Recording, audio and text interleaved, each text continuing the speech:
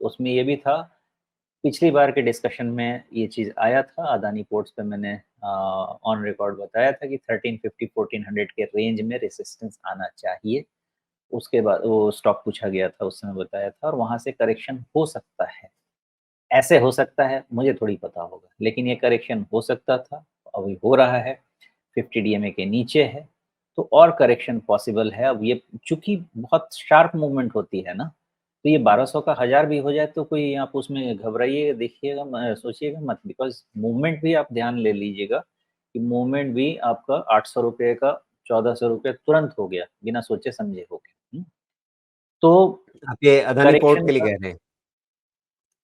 हाँ, आप कौन से स्टॉक पूछा था? मैं भूल गया। नहीं, नहीं ओवरऑल पूरे ग्रुप के बारे में बात हो रही, तो अभी आपने ओके, ये ओके, ठीक है। जी। हाँ, मुझे लगा कि अदानी अच्छा सॉरी तो बोलता अदानी नहीं तो ग्रुप के एक-एक स्टॉक्स में देखिए भाई साहब, जी, ऐसा ही है पाटिल जी कि मेन वैल्यूएशन का कंसर्न उनके हर स्टॉक में है, एक आधा को छोड़ दे तो। पोर्ट का वैल्यूएशन तो फिर भी बेटर था, एक बारी जी। देख लेता हूँ अदानी पोर्ट 2 उनके ऐसे स्टॉक्स हैं जिनका वैल्यूएशन उतना खराब नहीं है, 30 टाइम्स पे है, इंफ्रास्ट्रक्चर कंपनी है। हाँ, हाँ, तो पोर्ट का वैल्यूएशन उतना खराब नहीं है, इसके नंबर्स आ रहे हैं ना, ग्रोथ आ रहा है इसमें।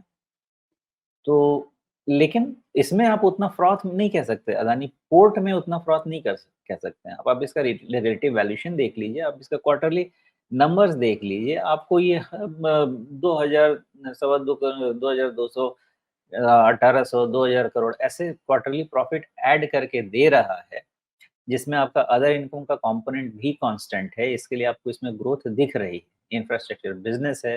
हाँ, थोड़ा जेस्टेशन पीरियड हाई होता है इसलिए थोड़ा अगर कैपेक्स हो तो बहुत समय के बाद रेवेन्यू प्रॉफिट आना शुरू होता है।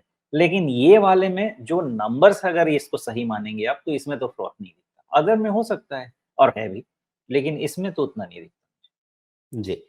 और